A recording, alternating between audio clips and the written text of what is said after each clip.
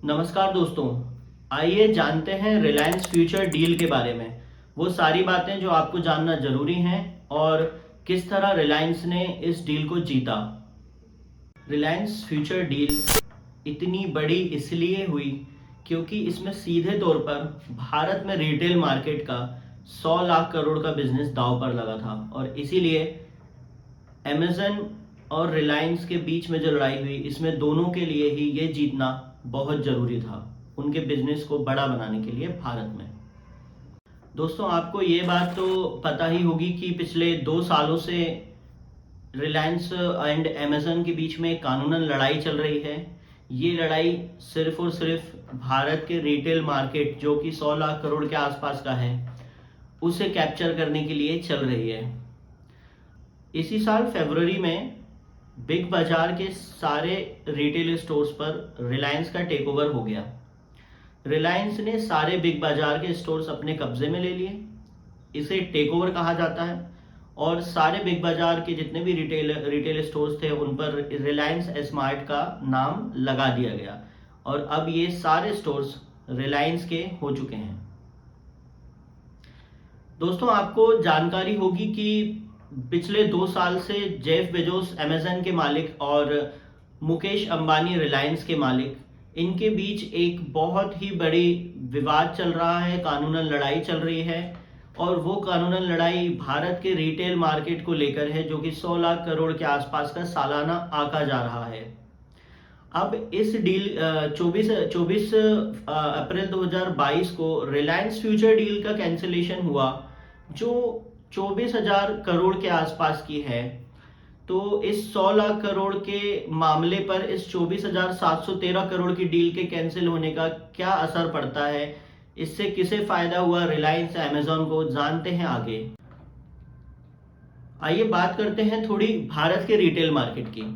भारत की retail market का valuation फिलहाल 69 लाख करोड़ रुपए का है जो 2024 में 100 लाख करोड़ का होने वाला है। रिलायंस और अमेजॉन के बीच में इसी मार्केट को कैप्चर करने के लिए लड़ाई चल रही है और ये पूरा मार्केट ऑफलाइन मार्केट है। जहां अमेजॉन ऑनलाइन मार्केट में भारत में अपनी अच्छी पकड़ बना चुका है और ऑनलाइन मार्केट में वो एक बहुत ही बड़ा प्लेयर बन चुका है, वहीं उसे ऑफलाइन में रिटेल मार्केट में उतरने के लिए, पकड़ बनाने के लिए एक बहुत बड़ा स्टोर्स की जरूरत है, बहुत बड़े स्टोर्स की संख्या की जरूरत है। अब इसे वो अपने नए स्टोर्स खोल के भी पूरी कर सकता है। लेकिन दोस्तों, रिटेल स्टोर्स खोलने के लिए पैसे की जरूरत ज्यादा नहीं होती है, उसकी सक्सेस के लिए पैसा लगाना ही ज्यादा नहीं होता है, लोकेशन बहुत जरूरी होती है। और अगर ये नई लोकेशंस पे अपने नए स्टोर्स खोलने जाएंगे तो इतना समय हो जाएगा कि कोई ना कोई दूसरा बड़ा प्लेयर तब तक कैप्चर कर चुका होगा वो मार्केट। तो ये जल्दबाजी में ही शॉर्टकट चुने जा रहे हैं और जितने भी बिग बाजार के स्टोर्स थे उन्हें अक्वायर करने की कोशिश की जा रही है रिलायंस और जेफ बेजोस अमेजन के द्वारा। दोस्तों, अमेजन एक विदेशी कंपनी है, फॉरेन कंपनी है। अब भारत में फॉरेन कंपनी के लिए बिजनेस करना भारतीय कंपनियों से तो थोड़ा मुश्किल ही होगा क्योंकि इनके लिए थोड़े कड़े नियम बनाए गए हैं ताकि वो आसानी से भारत में सारी कंपनीज को हटा के खुद का मालिकाना हक ना पालें। तो अमेजन ने कोशिश की कि फ्यूचर रिटेल के 100% शेयर्स खरीद लिए जाएं, 100% स्टेक उसमें ले लिया जाए। लेकिन एफडीआई, फॉरेन डायरेक्ट इन्वेस्टमेंट के रूल्स के मुताबिक कोई भी विदेशी कंपनी सिर्फ और सिर्फ 51% स्टेक ही होल्ड कर सकती है किसी इंडियन कंपनी में, 100% वो नहीं कर सकती। ओनली 51% ही होल्ड किया जा सकता है। अब अमेजन ने ये देखा और इसके बाद उसने दूसरे तरीके अपनाना शुरू किया। दूसरे तरीके में एक ये तरीका था कि जो फ्यूचर रिटेल की होल्डिंग कंपनी है फ्यूचर कूपन, वो इन्होंने 49% स्टेक लेकर एक्वायर कर ली। अब इस 49% की वजह से फ्यूचर रिटेल में इनके पास 9.2% का स्टेक आ गया। अमेजन ने फ्यूचर कूपन से 49% की डील करते समय 2 शर्तें रखी थी। पहली ये कि जब भी फ्यूचर रिटेल की एसेट सेल आएगी तब अमेजन का इसके अंदर वोटिंग राइट बराबरी का होगा। और दूसरी शर्त ये थी कि कुछ 30 कंपनियों की लिस्ट दी गई थी और कहा गया था कि जब भी फ्यूचर एसेट की रिटेल सेल आएगी, इस रिटेल सेल में ये कंपनी हिस्सा नहीं ले सकती और इन कंपनियों में रिलायंस का नाम भी शामिल था। अब यहाँ तक अमेजन के लिए सब कुछ सही चल रहा था। फ्यूचर कूपन के साथ डील भी हो गई थी, सारी इनकी दो शर्तें भी मान ली गई थी। लेकिन 2020 में सारे मार्केट बंद होने की वजह से फ्यूचर रिटेल का लॉस बढ़ने लगा, लगातार कर्ज में डूबने लगी ये कंपनी, और यहीं से प्रॉब्लम आई फ्यूचर रिटेल को बिजनेस करने में। दोस्तों, फ्यूचर रिटेल के कर्ज में डूबने से ही इस पूरे अमेजन एंड रिलायंस के विवाद का शुरुआत होता है। जब फ्यूचर रिटेल कर्ज में डूबने लगी तो वो रिलायंस के पास गई और अगस्त 2020 में इन्होंने अपने रिटेल, होलसेल और लॉजिस्टिक बिजनेस को रिलायंस को बेचने की डील कर ली, जो 24,713 करोड़ रुपए में फाइनल हुई। अब जैसे ही अमेजन को इस रिलायंस फ्यूचर डील के बारे में पता चला तो उसने यही सोचा कि ये जो हमारी फ्यूचर और अमेजन की डील हुई है उसके ये खिलाफ है और ये गलत हो रहा है, और इसलिए वो सिंगापुर इंटरनेशनल आर्बिट्रेशन कोर्ट में गया और उसने ये कहा कि जो डील हमारी फ्यूचर कूपन के साथ हुई है 49% वाली, ये रिलायंस और फ्यूचर रिटेल की जो डील है ये इसको कॉन्फ्लिक्ट करती है और ये गलत है। इसके बाद ये मामला सिंगापुर कोर्ट में ना सुलझते हुए इंडिया के हाई कोर्ट और सुप्रीम कोर्ट तक भी चला गया। अब जानते हैं कि रिलायंस का इस पूरे मामले में जब ये मामला सिंगापुर कोर्ट में चला गया तो अब रिलायंस की क्या स्ट्रेटेजी रहेगी। रिलायंस को पता था कि ये डील होना इतना आसान भी नहीं है कि इतनी आसानी से अमेजन ये डील होने देगा, इसलिए रिलायंस ने रातों रात बिग बाजार के करीब 900 स्टोर्स टेक ओवर कर लिए। अब जानते हैं कि ये टेक ओवर क्या इतना आसान था कि रातों रात कोई भी बिग बाजार के स्टोर्स को टेक ओवर कर लेगा, और वो भी इतना सब होते हुए।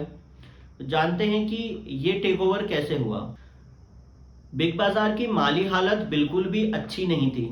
इस समय तक जब रिलायंस ये 900 स्टोर्स टेक ओवर करने का सोच रहा था, बिग बाजार इनकी रेंट पेमेंट में डिफॉल्ट कर रहा था, और जो स्टोर के ऑनर्स थे वो इसे लगातार नोटिस भेज रहे थे और उसके बाद भी बिग बाजार पेमेंट करने में असमर्थ था। अब यहाँ पर इनके साथ एक लीज एग्रीमेंट हुआ था जो 25 सालों का था। यहाँ पर डिफॉल्ट होने के बाद रिलायंस ने इन्हीं शर्तों पर इस लीज एग्रीमेंट को अक्वायर कर लिया और ऑनर्स के साथ एक नया लीज एग्रीमेंट लाया जिसमें एक क्लॉज डाला हुआ था कि रिलायंस अब लीज होल्डर हो गया है और लेजर हो चुका है, और रिलायंस क्या कर सकता है, किसी दूसरे ब्रांड को ये जो जगह है ये सब लीज पर दे सकता है बाकी बचे हुए समय के लिए। रिलायंस ने ये सारे स्टोर्स टेक ओवर किए, लीज एग्रीमेंट बनवाया और बिग बाजार को ही ये पूरे स्टोर्स लीज पर दे दिए। इसे सब लीज कहा जाता है।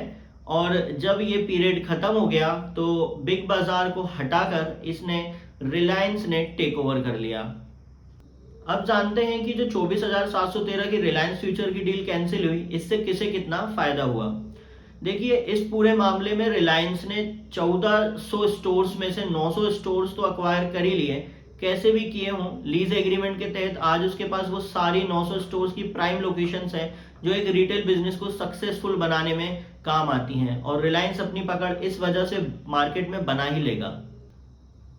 ये 900 स्टोर रिलायंस के लिए क्यों मायने रखते हैं? इन्हीं 900 स्टोर से फ्यूचर ग्रुप का 60 से 70% रेवेन्यू जनरेट होता था, तो ये कहीं ना कहीं बहुत मायने रखते हैं क्योंकि इनके अंदर एफबीबी, इजी डे, हेरिटेज जैसे ब्रांड शामिल है और खुद बिग बाजार भी इन्हीं ब्रांड्स के अंदर काम करता है। जानते हैं ये डील कैंसिल कैसे हुई? 24,713 करोड़ की डील ऐसे कैसे कैंसिल हो गई? देखिए, ये मामला वोटिंग के लिए एनसीएलटी में गया था। जितने भी शेयर होल्डर्स होते हैं, सिक्योर क्रेडिटर्स होते हैं और अनसिक्योर्ड क्रेडिटर्स होते हैं, इन्हें वोट करना होता है और 75%, 75% से ज्यादा वोट होने चाहिए किसी भी मामले को सुलझाने के लिए उसके पक्ष में। लेकिन रिलायंस के पक्ष में सिर्फ 30% वोट गिरे और इस वजह से ही NCLT, national company law tribunal, यहाँ पर सारे कंपनीज के मामले जाते हैं जो सुलझाए नहीं जा रहे हैं, वो यहाँ पर वोटिंग के जरिए सुलझाए जाते हैं। और इसीलिए रिलायंस को ये डील का अनाउंसमेंट करना पड़ा कि अब हम ये डील कैंसिल कर रहे हैं। क्या फ्यूचर ग्रुप रहेगा? ये डील कैंसिल हो गई तो ये लोग पैसे कहां से लेकर आएंगे, फंड कहां से लाएंगे, कैपिटल कहां से जनरेट करेंगे? बिजनेस तो इनका चल नहीं रहा है। हाँ जी, ये एनसीएलटी में बैंक्रप्सी के लिए अप्लाई करने वाले हैं। बैंक्रप्सी के लिए अप्लाई करेंगे, 30,000 करोड़ का कर्ज इनके ऊपर है, जो बहुत बड़े बड़े बैंक्स हैं, bank of Baroda, Indian bank, bank of India, SBI, इन सभी से मिलकर इनको एक कंसोर्टियम लोन भी है 17,000 करोड़ का। ये डिफॉल्ट कर देंगे और इनकी जो दिवालिया होने की प्रोसेस है वो पूरी चालू हो जाएगी एनसीएलटी के अप्रूवल के बाद। और इसके बाद रिलायंस के लिए एक बहुत बड़ा मौका रहेगा कि वो जब इनकी बोली लगाई जाएगी संपत्तियों की, तब ये बाकी स्टोर्स और बाकी बिजनेस भी फ्यूचर ग्रुप का अक्वायर कर ले। आइए दोस्तों, इजाजत लेते हैं और इस वीडियो को कंक्लूड करते हैं। रिलायंस क्या हुआ इस पूरी डील में? रिलायंस का नुकसान हुआ? नहीं। रिलायंस जिस एम के साथ आया था, इस एम के साथ उसने ये डील की थी, आज उसे कहीं ना कहीं उसका फायदा मिल चुका है। सारी प्राइम लोकेशंस ऑलमोस्ट उसके पास हैं, बिजनेस उसके पास है। इसमें नुकसान हुआ है तो सिर्फ फ्यूचर ग्रुप के शेयर होल्डर्स का, क्रेडिटर्स का हुआ है। रिलायंस और अमेजन जैसे बड़े बिग प्लेयर्स का इसमें कोई भी नुकसान होता हुआ नहीं दिख रहा है, उल्टा इन्हें फायदा ही हुआ है। मुझे देखने के लिए धन्यवाद। चैनल को सब्सक्राइब जरूर करें। वीडियो पसंद आया हो तो भी करें, नहीं आया हो तो भी करें। ऐसे ही अपना समर्थन मुझे देते रहें और धन्यवाद।